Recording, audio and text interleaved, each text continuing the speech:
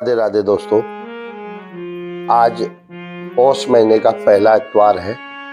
इस महीने सूर्य की उपासना, सूर्य का व्रत करते हैं। तो सबसे पहले उस सूर्य व्रत के सभी सनातनियों को शुभकामना देते हुए आज जो प्रसंग मैं बोलने वाला हूँ वो है बड़ा मार्मिक प्रसंग है। शायद किसी के आंसू भी आ सकते हैं। बड़ा नया है, बहुत 10 साल से सत्संग कर रहा हूँ और पढ़ता भी हूँ। हो सकता है आपको रामचरित में ढूंढोगे तो मिलेगा नहीं, लेकिन आज जो प्रसंग है बड़ा ही यूनिक है, नया है एकदम। कुछ लोगों के लिए पुराना होगा, जिसके लिए पुराना है वो मुझे कमेंट करके बता दे, इसमें सुधार है तो राधे राधे दोस्तों। तो सुनिए ये प्रसंग। ओम आपदां पहतारं दातारं सर्व संपदां लोकाभिरामं श्रीरामं भूयो भूयो नमाम्यहम्। रामाय रामभद्राय रामचंद्राय वेदसे रघुनाथाय नाथाय सीताया पतये नमो नमः। श्री गुरुदेवाय नमो नमः। श्री हनुमते नमः। मित्रों, रामचरितमानस अथाह सागर है। जितना लिखा है उतना ही नहीं है। उपनिषद, वेद, शास्त्र, काव्य, विद्वानों के विचार, मत, ये सब चिंतन करके दोस्तों, केकई का नाम बदनाम है ना। किसलिए? क्योंकि वो केकई बोलते, केकई कोई नाम भी नहीं रखता है, लेकिन केकई के बारे में आज जो मैं सुनाने वाला हूं, कृपया ध्यान से सुनो। राजा दशरथ केकई को बहुत प्यार करते थे। सोने का भवन गिफ्ट दे दिया। केकई माता ने क्या सोचा पता नहीं, आई डोंट नो, बाद में पता चलेगा क्या सोचा।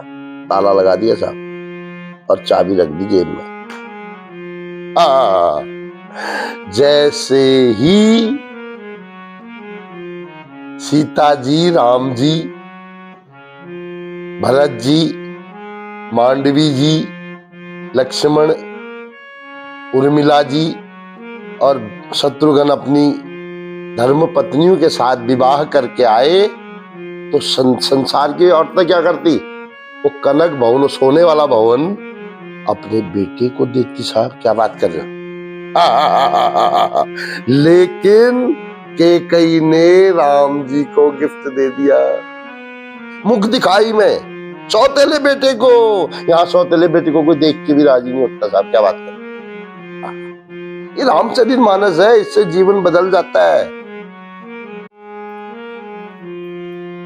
दोस्तों, अब एक दिन क्या हुआ, राम जी ने सोचा अगर केकई माता ऐसा ही व्यवहार करेगी तो मेरा अभियान गड़बड़ हो जाएगा। केकई माता को मैसेज भिजवाया उनके बाहर के अंग रक्षकों के द्वारा कि राम जी मिलने आना चाहते हैं आपसे। और जैसे ही केकई को उस गार्ड ने बोला ना कि राम जी आपसे मिलना चाहते हैं, तो केकई को बहुत बुरा लगा। अरे, अपनी माँ के कमरे में राम पूछ के आ रहा है। केकई को बड़ा फीलिंग हो गई, बहुत बुरा लगा। बोला जल्दी उसको बोल जो वो आप दौड़ के आए। राम जी आए, प्रणाम किया, दंडवत। बोला तूने आज मेरे को दुखी कर दिया। बोला क्या हुआ माँ? बोला तू मेरे से कमरे में पूछ के आ रहा है, शादी होगी तो इतना बड़ा बन गया। बोला माँ नहीं नहीं नहीं, नहीं, नहीं। आज मैं तुझसे वो चीज मांगने आया हूं जिसे तुझे देने में बड़ा कष्ट होगा, लेकिन तुझे देना पड़ेगा मेरी खुशी के लिए। पहले मेरी सौगंध खा। बोला राम, तेरे लिए ना अगर 3 सेकंड से ज्यादा लगाऊंगी तो बोलना तू अपनी जान मांग, मैं तुरंत आपको जान दे दूंगी। क्या बात कर रहा है? क्या चाहिए तुझे?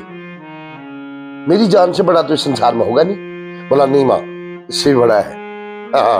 अब क्या है, केकई को समझ में नहीं आया। राम जी ने बोला कसम खा, मेरी कसम खानी पड़ेगी और बिना सोच विचारे देना पड़ेगा।